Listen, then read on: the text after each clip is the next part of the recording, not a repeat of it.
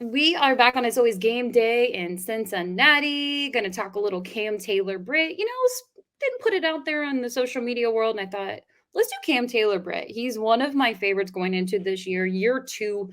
Really stepped up in his rookie season. We didn't know what the cornerback room was going to look like when Cheeto went down, and I was just really surprised seeing Eli Apple, Cam Taylor-Britt out there in the secondary, and maybe what Cam Taylor-Britt and Cheeto will look like going into 2023, 2024 season. I say 2024 because they play in January, so look, I'm cheating a little bit. But let's go to the player profile. Cam Taylor-Britt, tell me everything we should know about him going into year two, and you can even back it up to his rookie year. Yeah. So I think Cam Taylor-Britt was interesting. Late second round pick. I think, typically don't expect those guys to start. And he didn't start right away, to be fair.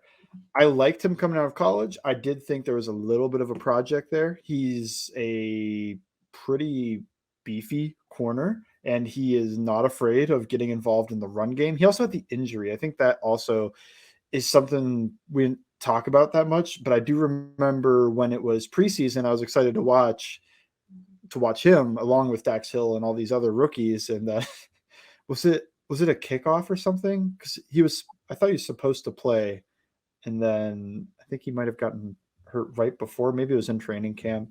I think it was in training camp, but I just remember Okay. thinking the injury happened, and we're probably not going to see Cam Taylor-Britt his rookie year. That's what I thought. Yeah. Well, I didn't know about rookie year, but I definitely was disappointed. I was like, oh, and then he hit the pup list and didn't play for weeks. But you went 60th overall. I usually think in my mind, top 50 picks could be guys that you might count on to start year one. And then after that, you're looking at guys you're going to count on to start in like year two. But once he was given the starting job, which was against Cleveland, he actually took over a bit in that Atlanta game, but it was a little bit of a blowout. But I do think it was also because at halftime, if you remember, Eli Apple gave up a giant, I can't remember if it was caught, big play. I think it was caught. It was Big caught. play. Yep, it was his bad in quarters. He was supposed to take his guy vertical, didn't take him. He didn't have help from the safety, and huge play. And then Cam Taylor-Britt starting.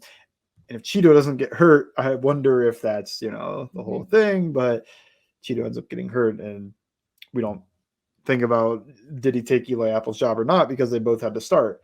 But and just for reference, I finally loaded it up. The guys that are picked around Cam Taylor-Britt are like, well, I mean, some of these guys are starters, but Luke Godecki, Troy Anderson, Ed Ingram, Drake Jackson, Brian Cook, James Cook, Nick Benito. I think you hear those names and you don't think like, oh, you got to start that guy year one. So, I mean, the Bengals found a year one starter at that spot. I think that's already good. What he does well is he's just really physical. He'll jam guys. He gets into them. He's not afraid of contact. He gets involved in the run game. Sometimes he's a little too eager, and that's something that he can improve for next year. Is I think he gets excited seeing the run come his way and wants to make that play quick, but you have to maintain gap integrity and stay on the outside, hold, contain, and also just make sure you keep your eyes up, making the tackle, everything like that. But I thought he played well. He played better than I expected. I think the interesting thing was zero interceptions in the regular season and only 6 passes broken up, which is fine. I don't think it's a bad number. I think it's fine. But, stats with corners are like, it's hard because are they just not throwing to him or, are they throwing to him? The guy's catching the ball. And we do have that is tracked anymore. The catches given up, but that becomes so subjective when you play a lot of zone coverage. It's like, well, did he give that up or was that, what the coverage was giving up? So I don't even like really using that either, but I want to see a little bit more ball production, interceptions. He had an interception in the playoff game against the Bills. I want to see a few more. That would be the one thing I'd look at. I want to see him be a little bit more patient. I think he's already a solid starting corner, and I think he has the potential to get better. Does he have the potential to become, like the next Jalen Ramsey? I don't know. Just because I thought he was a little stiff Yeah, I still think he looks a little bit stiff out there, but I do think, man, I mean, he's got the mentality and he's got already has good athleticism. He does a great job when he's jammed up on guys. He's a smart zone player. I just think there's a lot to like. I think it's a high floor. The ceiling, who knows? I think it's more likely than not he's really a good but not elite corner for his career. Maybe he can get there. Mhm. Um, I'm not ruling it out. I just think if I'm looking at the history of guys that are kind of stiff like him, I'm not loving that option, but wouldn't wouldn't be completely shocked if that happens. I think he's a good corner. I think the Bengals found somebody with with the 60th overall pick. They traded up, so you had to feel confident about it. Because they rarely ever trade up. But yeah, all that said is just basically, I think he's a good corner. I Mhm. think at least solid right now. He has a chance to become good and maybe even very good. I don't know if he ever hits the great elite tier, but I think they already have hit basically a double with that second round pick if he doesn't get any better than right now. It's like, yeah, finding a guy outside the top 50 that's going to be a long-term starter, that's great. That's awesome. If he can be a plus long-term starter, even better. So I think that's already a good. It's trending towards already being a good draft pick. It could be even better. I think he's got a few things he can clean up and get better. The potential is there to ascend into a plus starter in my mind, where he might be more like, just solid riding by. He's not bad. He's not the best right now, but that's a rookie year. And I think for a corner specifically, corners to me that's kind of a position where I don't always expect a rookie to come in and play well. No. And sometimes that actually, I feel like, hurts their psyche. You think of like the Jeff Okudas. Was it really his talent that failed him in Detroit? Or was it getting sent out there against Devontae Adams like week one? And, Devontae Adams does that to a lot of guys, but he does it to you. And how do you bounce back? And then getting hurt and all that other stuff with him. But just specifically, it's just a lot of corners go out there and they don't play too well their rookie season. So to have a guy come out and play pretty well, I think at a solid starting level his rookie season, there's reason to be excited. And yeah, big physical. I like those types that like to, get into guys and jam and get involved in the run game. And he was a maniac with it in Nebraska. They used to have him take on tight ends and go make stops in the run game. It was great. And I think that's a big reason why the coaching staff and the Bengals love him, is his willingness to do the dirty work. But he fits the Bengals culture. They love those corners that can tackle. They like guys that are going to, they're not going to turn their nose up at stopping Derrick Henry. They're going to say, like, that's a challenge and I want to do that. I want to go make that play and go try to tackle Derrick Henry, go try to tackle Nick Chubb, all these guys. They want good tacklers. And I think that's a big part of defense, even though it's really simple. But finding guys that can consistently tackle like that is great and want to do it. I think that's huge. He can lay some big hits. I just think he's an interesting corner. I compared him to Trey Waynes coming out, and I got a lot of heat because people did not like Trey Waynes. Um, but I think Minnesota Trey Waynes is kind of what you're looking for, right? A big, physical corner, does a lot in the run game for you. The coaches are going to love him. He's a little stiff. And still a solid to good coverage player, though. Like, he's still not a bad coverage guy just by being a little stiff.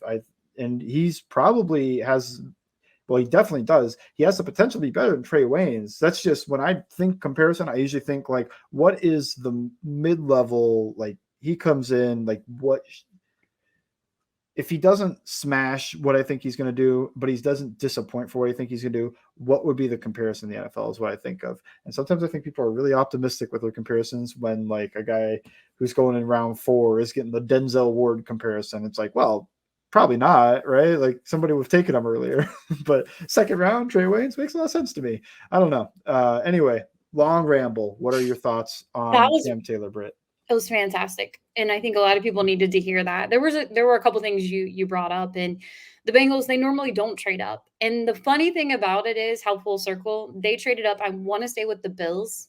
That was the team they traded with to get Cam Taylor-Britt, and Cam Taylor-Britt was able to get that interception in the divisional round game against the Bills in his rookie year. So I thought that was kind of cool. Also, yes, when it comes to rookie cornerbacks, you look around the league, it's hard to be a cornerback in the NFL. I would say it's the hardest position in the NFL. That might be a hot take, but it's extremely hard to play. Lou Quarterback, probably number one.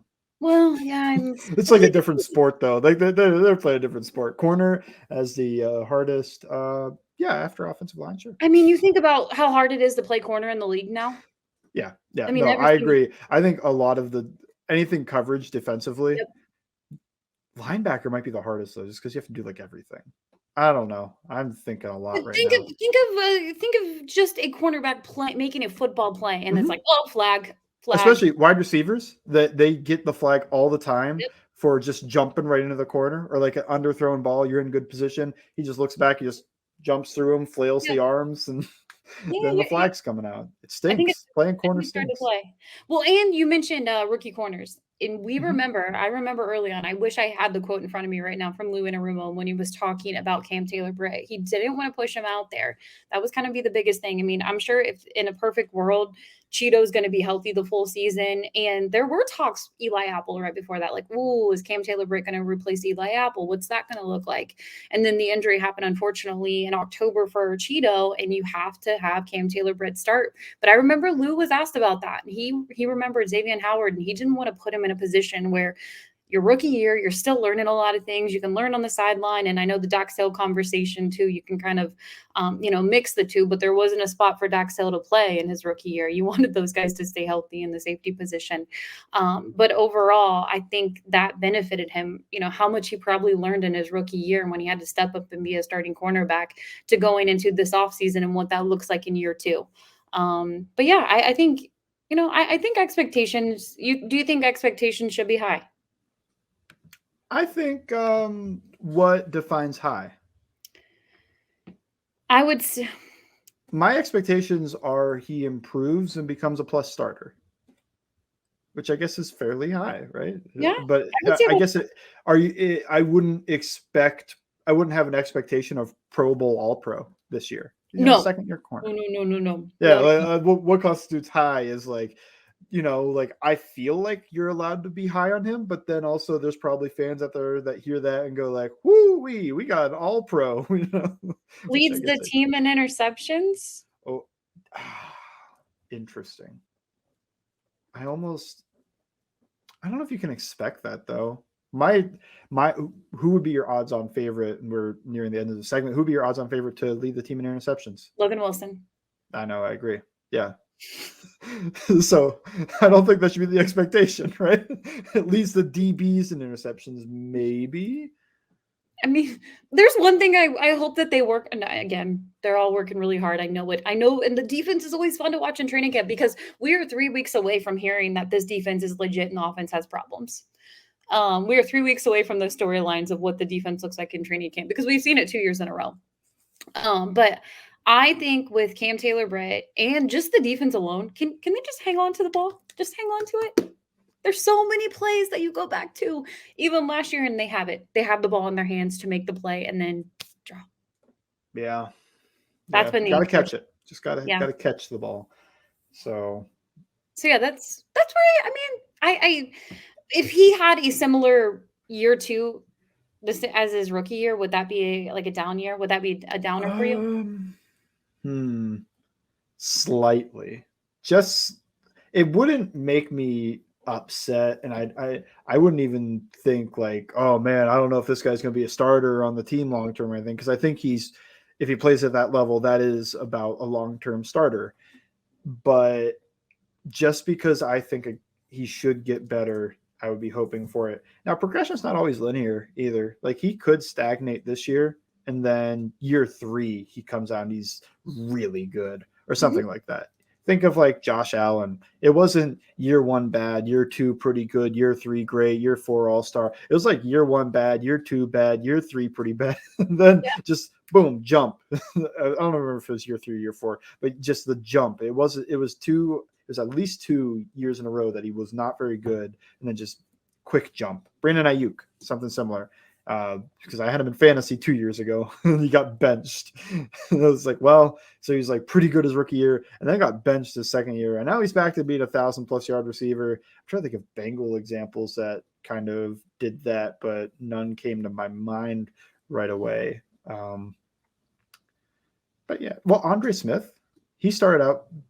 I don't think it was year 2 that he got better. I think it was like year 1 not good, year 2 not good, but There was a lot of not goods. he eventually jumped though, and he was at least a solid starter for a couple years. Credit to him. He got a lot of money in the NFL while he was playing. He was fine too. I thought he was solid. His career was pretty lengthy. It feels like he played for 20 years, but well, that's because the Bengals kept bringing him back to come play. They had him play left tackle at one point. It would be August. Andre Smith signed with the Cincinnati Bengals again. Andre Smith was released from the Cincinnati Bengals. Yeah, it was just never ending. Classic. But yeah, Cam Taylor-Britt. I'm pumped to see what he looks like. And then it just seems really exciting with Cheeto. I don't think they're going to push him, but hey, if he's ready in September, could see Cheeto and Cam Taylor-Britt out there, and we'll see how they play with each other on the defensive side of the ball. I want to stay with the secondary next and the defensive side, and of course, Lou and Arumo on It's Always Game Day in Cincinnati.